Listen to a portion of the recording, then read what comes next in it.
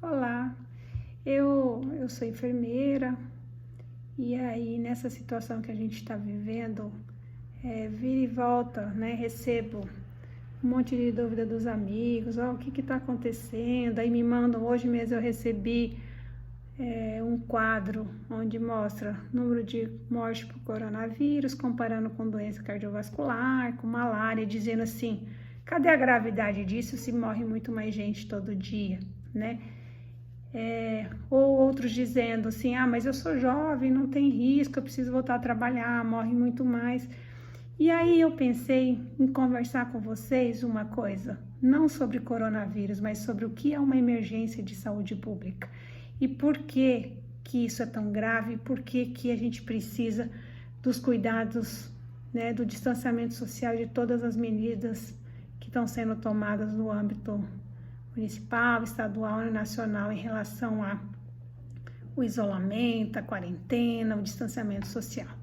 Então, vou me apresentar, eu sou Cibele de Moura Salles, eu sou enfermeira, sou professora da Universidade Estadual de Mato Grosso do Sul e fiz mestrado em saúde coletiva, doutorado em ciências da saúde e pós-doutorado em educação.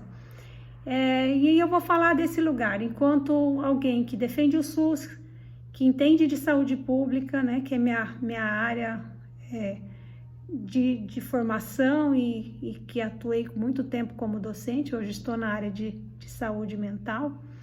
E aí tentar esclarecer um pouco essa questão para a gente entender do que nós estamos falando.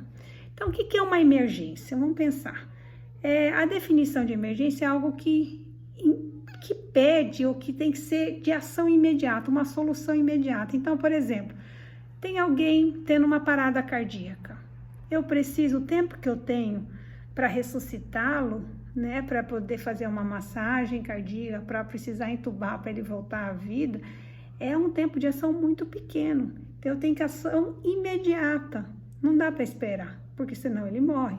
Então, a emergência pede uma ação imediata e geralmente uma situação imprevista, que você não conseguiu, é algo que acontece inesperado. Então, por exemplo, uma urgência. Urgência é algo que pode esperar um pouquinho. Então, você fraturou, tá doendo, às vezes dependendo da fratura, uma torção, precisa de assistência, mas ela pode esperar um pouquinho. Então, se chegar alguém com uma torção, uma fratura e alguém em parada cardíaca, a parada cardíaca é uma emergência, então ela vai ter que ter ação imediata. E a urgência, ou seja, vai precisar do atendimento e se não cuidar, dependendo da fratura, ela pode também levar à morte, mas ela tem um tempo maior para eu poder agir. Então dá um tempo de eu preparar alguma coisa e a parada não, ela tem que ser de ação imediata. Então desceu da ambulância, alguém já ia parada, a gente está ali pronto e tem que começar a fazer o procedimento de ressuscitação. Então, nós estamos numa emergência de saúde pública. O que isso quer dizer? O que ele tem a ver? Então, vou tentar explicar o que a gente faz no dia a dia. Então, assim, doenças como doenças cardiovasculares matam milhares de pessoas no mundo todo ano. Mas elas não acontecem da noite para o dia. Então, o que acontece? Estou lá, eu sou enfermeira, por exemplo, de uma unidade de saúde, de um programa de saúde da família, de uma estratégia de saúde da família. Eu vou identificando as pessoas que estão tendo, por exemplo, aumento de pressão arterial, e aí eu vou fazendo já um processo de prevenção, de promoção de saúde, ou seja, orientando a alimentação adequada, a necessidade de atividade física, entra com a medicação, né? O Sistema Único de Saúde tem lá os antihipertensivos para baixar a pressão. E eu vou fazendo todo um cuidado para essa pessoa e tendo qualidade de vida, para diminuir o risco de morte desse paciente. E aí a gente controla tudo isso o tempo todo. O Sistema Único de Saúde, ele tem um sistema de vigilância em saúde que olha tudo o tempo todo em relação a doenças, em relação à saúde do trabalhador, em relação ao que a gente come, em relação aos medicamentos que a gente olha o tempo todo, qualquer coisa que possa oferecer risco à vida e à saúde, a gente está o tempo todo fazendo controle. Então, o que acontece? Então, começou a ter maior número de pessoas com pressão alta, por exemplo, a gente já sabe, em média, quanto de pessoas que morrem ao ano. em decorrência de uma doença cardiovascular, onde a hipertensão, a pressão alta, ela é um fator de risco muito grande. Então, a gente faz o cuidado para diminuir o fator de risco, mas, ao mesmo tempo, a gente prepara o sistema de saúde para receber. Então, se tem aumentado pessoas, por exemplo, com hipertensão, além de a gente fazer toda uma campanha preventiva e ações de saúde, por exemplo, na unidade de saúde tem encontros, às vezes mensais, semanais, dependendo do serviço, fazendo todo tipo de acompanhamento e orientação para as pessoas que têm uma doença, por exemplo, como a hipertensão. E aí, o que acontece? Eu sei mais ou menos, sei lá, tantos por cento dessas pessoas vão precisar de leito hospitalar. E eu, enquanto Sistema Único de Saúde, enquanto a vigilância dentro do SUS, a gente sabe quantas pessoas têm com hipertensão, a gente sabe qual é o risco, ou seja, quantas pessoas daquelas provavelmente vão precisar de serviço de saúde, e a gente prepara esses leitos, ou seja, a gente se programa para ter uma capacidade instalada para atender quando aquela pessoa precisar. Então, assim, algumas coisas não estão no nosso controle, né? Eu gostaria que nenhum paciente tivesse pressão alta, por exemplo, que todo mundo comesse lindo e perfeitamente, sem risco, todo mundo fizesse atividade física, e fizesse tudo para diminuir todas as possibilidades de risco. Mas mesmo assim, mesmo pessoas que façam todo o cuidado, às vezes elas correm risco de ter infarto, né? Assim como pessoas que fumam aumentam o risco de ter câncer de pulmão, mas há pessoas que nunca fumarem terão câncer de pulmão. Então, a gente, por mais que a gente tente diminuir todos os riscos, a gente tem a questão da mortalidade, ou seja, nós como seres humanos iremos adoecer, iremos morrer. Mas a gente, enquanto serviço de saúde, cuida o tempo todo para que isso não aconteça por uma questão de descuido, ou seja, a gente faz o tempo todo a vigilância nesse processo. Então, se é algo que está vindo, sei lá, se os alimentos estão vindo contaminados e aumenta tal doença, a gente vai controlar o tempo todo isso. Então, toda a carne que vocês vão comprar foi inspecionada, tem a vigilância sanitária, tem a vigilância epidemiológica olhando toda semana, coletando amostras de sangue na população para ver se tem um vírus circulando, se tem algo novo, para a gente se preparar. Para o quê? Para a gente ter a capacidade de ter assistência para essas pessoas, caso elas precisem. E por mais que a gente tente toda a lógica de prevenção e promoção da saúde, que são, por exemplo, as estratégias de unidade de saúde, a estratégia de saúde da família, que é para focar principalmente prevenção e promoção, quando precisa a gente tem os serviços secundários, as clínicas, temos hospitais, temos tomografia, temos UTI, onde quando o paciente precisou de uma assistência que a gente chama de alta complexidade. Então, a gente vai organizando o serviço nessa lógica. A gente vai observando o perfil do que vem acontecendo e garantindo assistência em todos os momentos.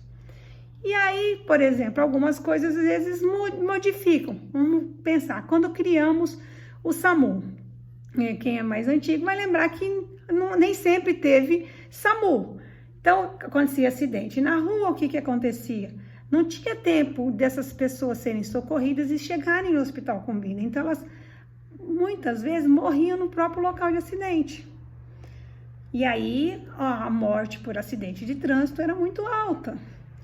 Com a implantação do SAMU, a gente fez o quê? Essas pessoas recebem o suporte, né, de vida ali já no local do acidente, com a equipe que vai fazendo todo o suporte de vida até ele chegar no hospital e precisar, por exemplo, às vezes um politraumatizado ir para uma UTI, ficar no respirador, ficar lá, às vezes muito tempo, às vezes até em coma, e aí você consegue fazer com que ele viva, né, que a assistência dê certo e ele fique vivo.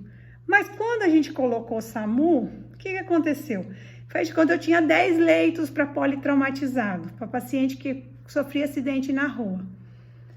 Quando o SAMU passou a trazer essas pessoas, porque antes elas morriam lá, poucas chegavam no serviço. Com o SAMU elas passaram a chegar, os 10 leitos não eram mais suficientes, eu passei a precisar de mais. Então, a gente, enquanto sistema de saúde, se organizou, aumentando leitos hospitalares para pacientes politraumatizados.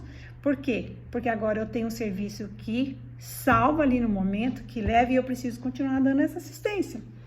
Então, a gente está o tempo todo se organizando enquanto as demandas que vão aparecendo. Agora, numa emergência de saúde pública, o que acontece?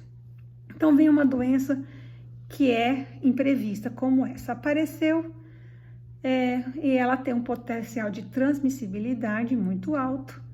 Então, vamos pensar. Eu tenho 100 pessoas, 20 vão precisar de serviço de saúde para ficarem vivas. Sejam novas, crianças ou idosos, ou precisar de assistência. Vai faltar o ar. Faltando o ar, eu preciso pôr ele num respirador até que o pulmão melhore e aí ele possa voltar a respirar sozinho.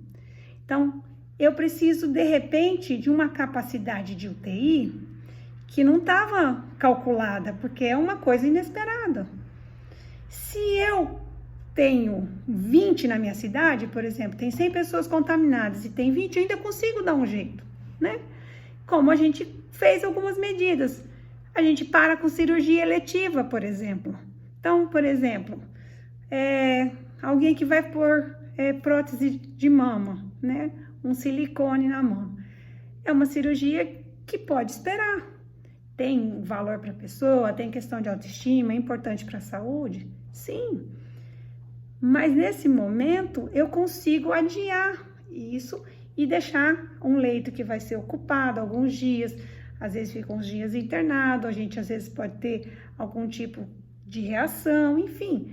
As coisas são inesperadas, o corpo humano reage diferente, né? Então, a gente toma leite a vida inteira, daqui a pouco começa a ter alergia a leite ou intolerância ao leite. Então, isso acontece.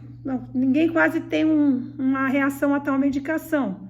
Mas, às vezes, aquela pessoa, a hora que ela vai fazer cirurgia, ela tem a reação àquela medicação. É um evento completamente inesperado.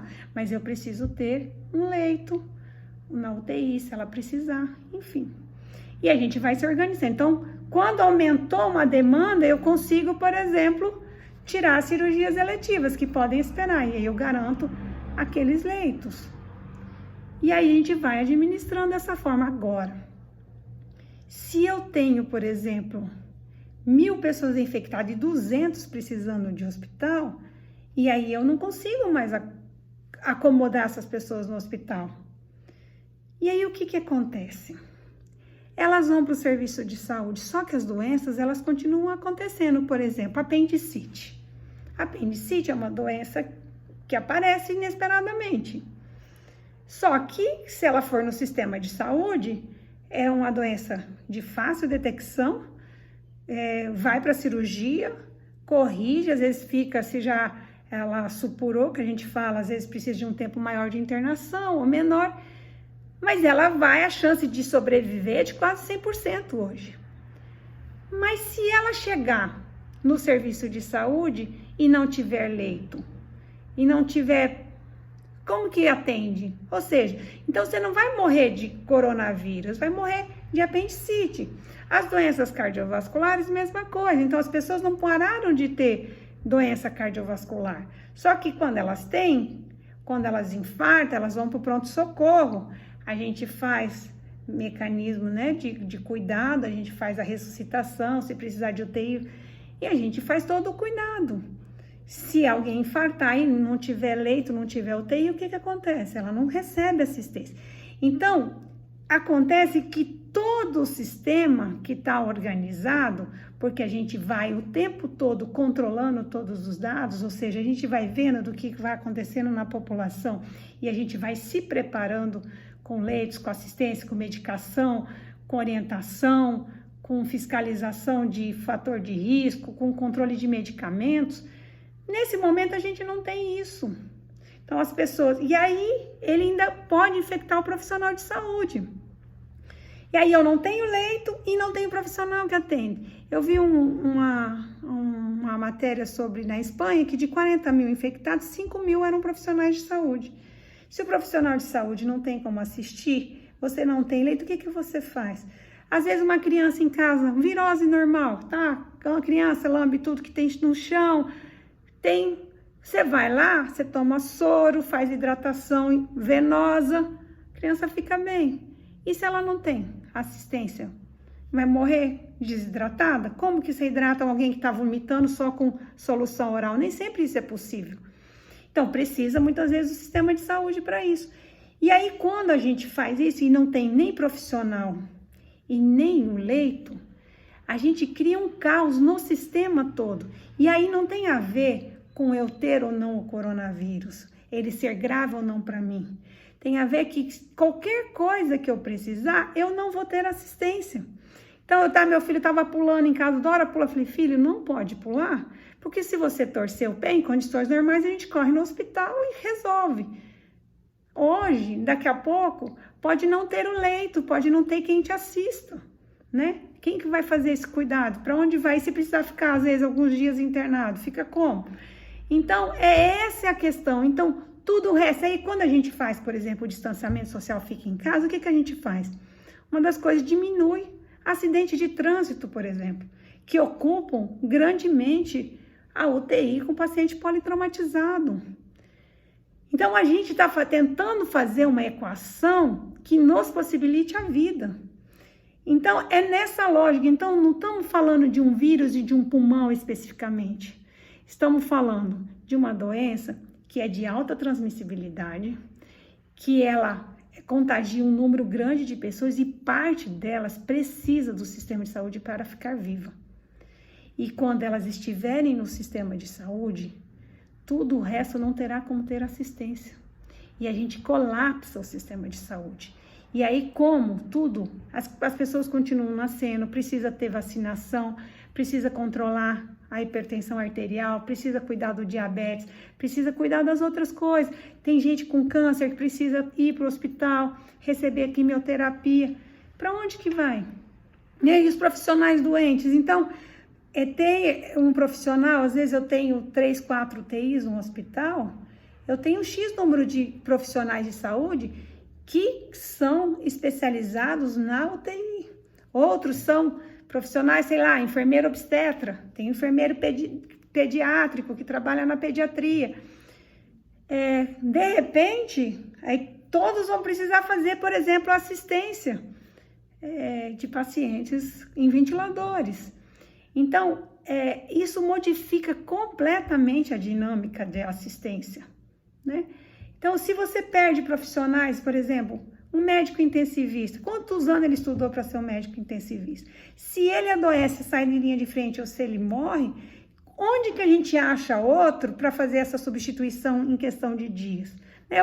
Eu, por exemplo, estudo desde 94, entrei na faculdade, fiz várias especializações, mestrado, doutorado. Então, assim, não tem como o conhecimento, dependendo do profissional de onde ele está, você não acha alguém que o substitua de uma hora para outra. Eu levei 28 anos para estar formada como eu estou hoje. Então, esse é um desafio. Então, você vai colapsando o sistema de saúde em todas as possibilidades. Por exemplo, começa a ter número de mortes, e aí você, por exemplo, não tem... o sistema funerário não dá conta. Ele está programado, sei lá, para numa cidade X ter 100 enterros por semana. De repente ele tem 500 num dia. Como que ele faz, né? Onde que prepara? Você não tem sala para isso, você não tem roupa, você não tem local no cemitério. É tanta coisa envolvida, né? Que vocês não sei chegaram a ver foto do Equador de corpos na rua, alguns que já estavam há 5 dias, porque o sistema funerário não consegue dar conta. E o que isso gera? Mais problema de saúde pública. Imagina corpos na rua. Que outras doenças isso gera? Né? Risco de contaminações de outra ordem. Né? Então, é uma coisa, a gente tem um sistema organizado e totalmente estruturado e que está preparado para essas doenças que a gente já tem. E que a gente cuida, que a gente orienta, que tem campanha mensal, diária, anual, o tempo todo em relação à prevenção, à promoção, a cuidado. A gente faz controle o tempo todo. Eu sou enfermeira, eu trabalhei num programa de saúde da família, quando começou, né? Hoje chama Estratégia de Saúde da Família.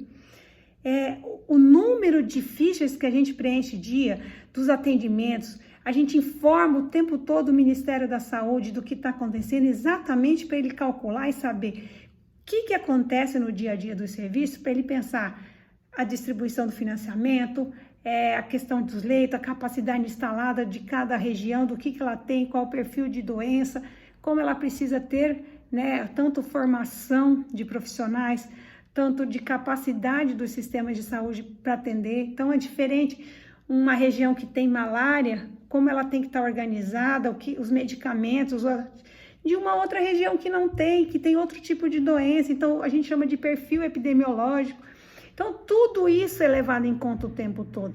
E a gente está sempre, diariamente, olhando tudo, notificando o que aparece de diferente.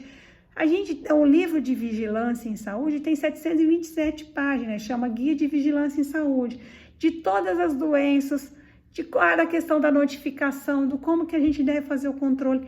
Então, nós, o sistema de saúde, estamos em alerta o tempo todo, a gente sabe tudo o que está acontecendo. E a gente vai equacionando, porque ele vai acontecendo de forma paulatina. E a gente vê acontecendo, a gente já se organiza, a gente prepara, a gente arruma leito ali, coloca o SAMU na rua, aí aumenta leito no hospital, aí capacita quem está fazendo assistência. E a gente vai se organizando o tempo inteiro, porque a realidade é muito dinâmica. Agora, de repente, de uma velocidade dessa, a gente não tem como, no mundo todo que não tem máscara, no mundo todo que precisa de ventilador, você não tem esse material.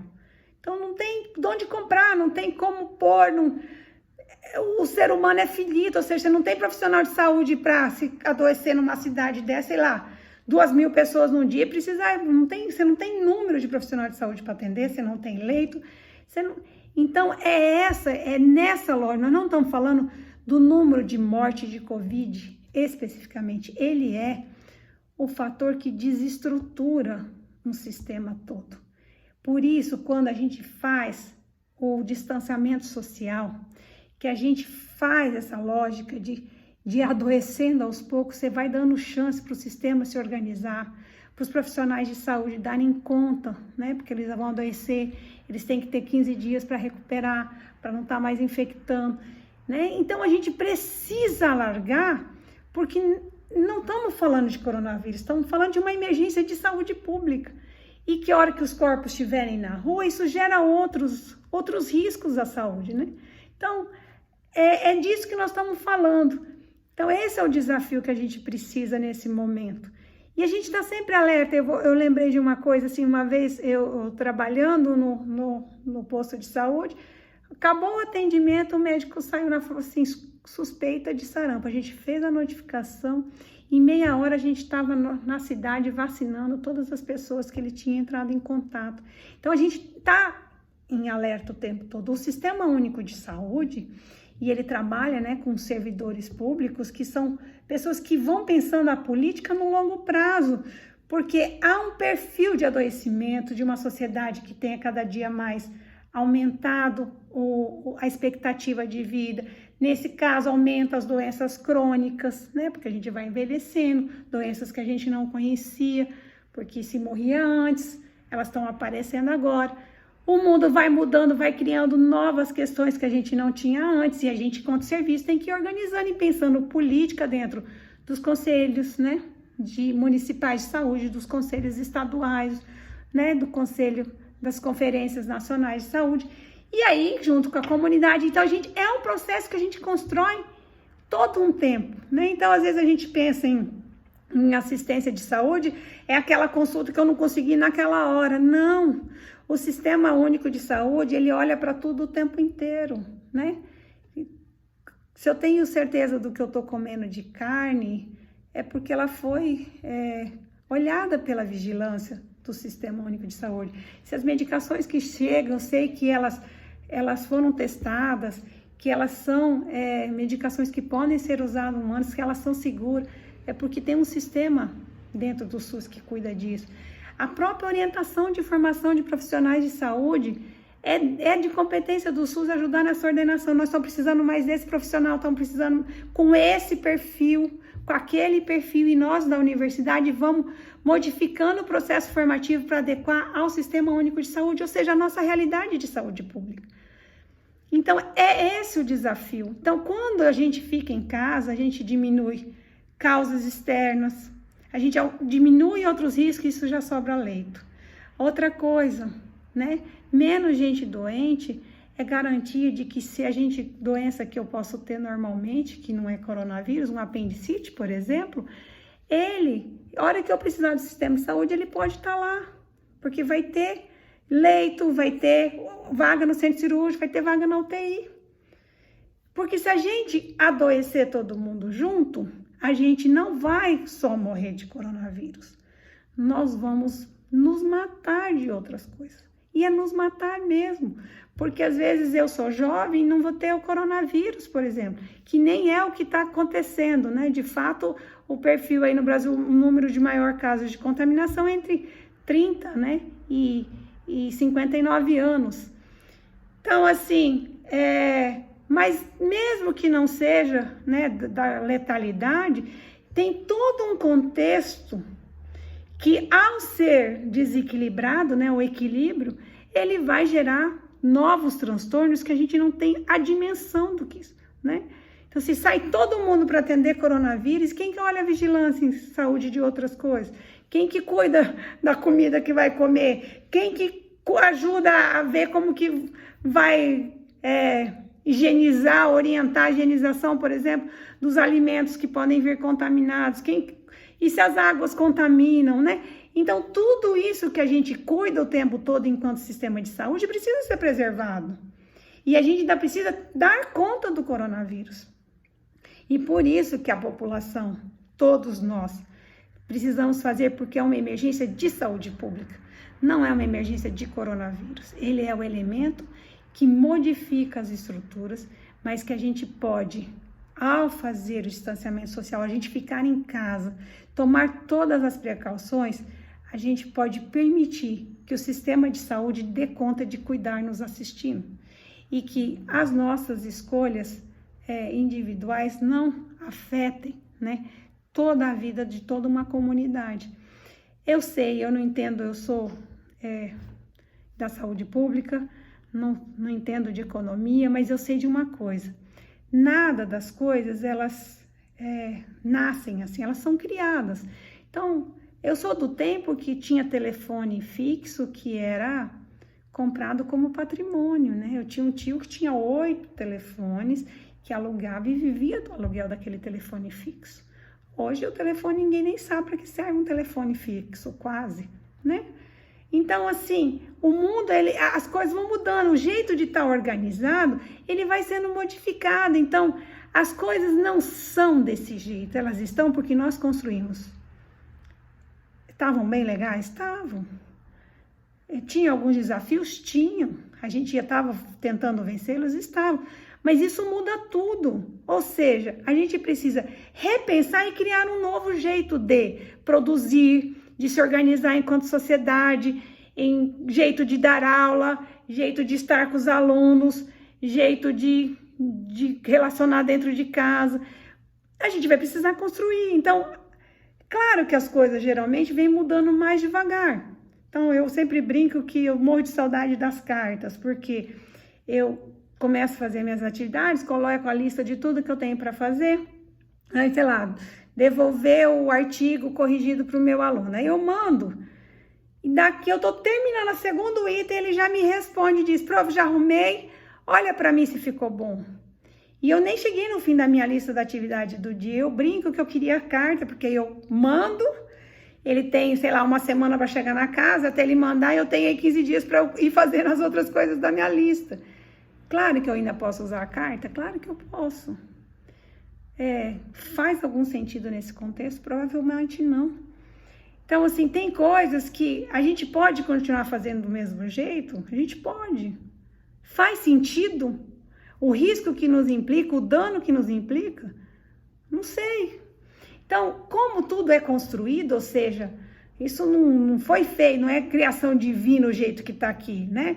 Nós, enquanto seres humanos, fomos construindo jeitos de produzir, jeitos de se alimentar, jeitos de nos organizarmos economicamente, enfim. Mas há um contexto que é de uma dimensão mundial, que coloca em risco a nossa existência enquanto sociedade, enquanto seres humanos, e que a gente vai precisar, pensando no conceito de emergência e urgência, emergentemente manter a vida. E que o caos de saúde pública não aconteça, para que a gente não morra de qualquer outra coisa, ou seja, não está na hora da gente morrer, né? É a hora da gente poder fazer a preservação da vida. E ao mesmo tempo pensar que comer, se alimentar, continuar trabalhando, faz parte da produção da vida, mas elas são da linha da urgência. Então, primeiro eu faço o distanciamento social para eu não me contaminar, para eu não superlotar o sistema de saúde e para que todas as outras doenças não apareçam, né? Que o desequilíbrio do sistema não ocorra. E a partir daí nós vamos precisar encontrar um jeito de produzir, de comprar, de vender, numa outra lógica que garanta a preservação da vida, né? Mas é construído, então a gente pode fazer isso. Como? Eu não sei, mas a gente vai precisar pensar. Não dá para voltar para a carta, eu gostaria, porque eu teria mais tempo, eu ficaria feliz no final do dia, eu teria terminado minhas atividades, porque agora o aluno já responde, já volta ali. Quando eu vejo, eu estou com as atividades acumuladas, e por mais que eu trabalhe o tempo todo, eu sempre tenho coisa para trás. Porque ao mesmo tempo que eu já dou resposta, aquilo já vem uma negativa, já preciso arrumar aquilo. E aí as coisas parecem que não andam como andaria no tempo da carta, né? Que eu mandaria e teria um tempo para descansar, refletir, esperar a resposta, ver se deu certo, se não deu certo, arrumar.